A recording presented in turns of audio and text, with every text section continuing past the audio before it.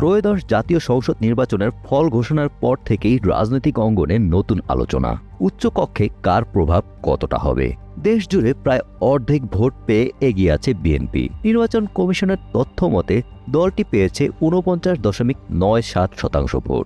অন্যদিকে জামাত ইসলামী পেয়েছে ৩১.৭৬% ভোট। সংখ্যার এই ব্যবধানই এখন উচ্চকক্ষের আসন বন্টনে বড় ফ্যাক্টর হয়ে দাঁড়িয়েছে। প্রাপ্ত ভোটের সরল আনুপাতিক হিসেব ধরলে বিএনপি পেতে পারে ৫০টি আসন, জামাত ইসলামী পেতে পারে ৩২টি। তবে চূড়ান্ত হিসাবটা এত সরল নয়।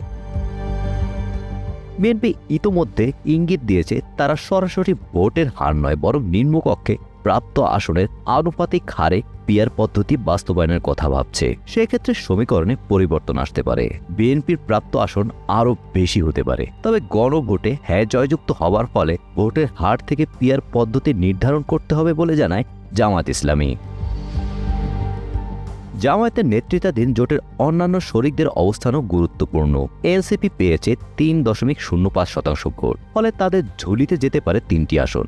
বাংলাদেশ খেলাফত মজলিস পেয়েছে ২.০৯% ভোট, সম্ভাব্য আসন ২টি। আর খেলাফত মজলিসের প্রাপ্ত ০.৭৬% ভোটে মিলতে পারে ১টি আসন। সব মিলিয়ে জামাত জোটের উচ্চকক্ষে সম্ভাব্য আসন দাঁড়াতে পারে ৩৮টি।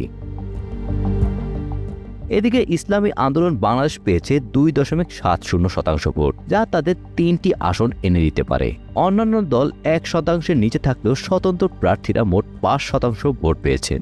এই ভোটও চূড়ান্ত সমীকরণে ভূমিকা রাখতে পারে। তবে যে হিসেবেই হোক না কেন, উচ্চকক্ষে একক কর্তৃত্ব পেতে যাচ্ছে বিএনপি। ফলে কোনো বিল পাশ করতে উচ্চকক্ষের যে ভূমিকা থাকার কথা, সেটা যথেষ্ট কার্যকর হবে না বলে ধারণা করছে বিশ্লেষকরা। সবচেয়ে বড় প্রশ্ন এখন একটাই, উচ্চকক্ষে কি বিএনপির একক কর্তৃত্ব প্রতিষ্ঠা করবে, নাকি জোটগত সমীকরণে তৈরি হবে নতুন চমক? চূড়ান্ত পদ্ধতি ঘোষণার আগ পর্যন্ত রাজনৈতিক অঙ্গনে জল্পনা কল্পনা চলছেই।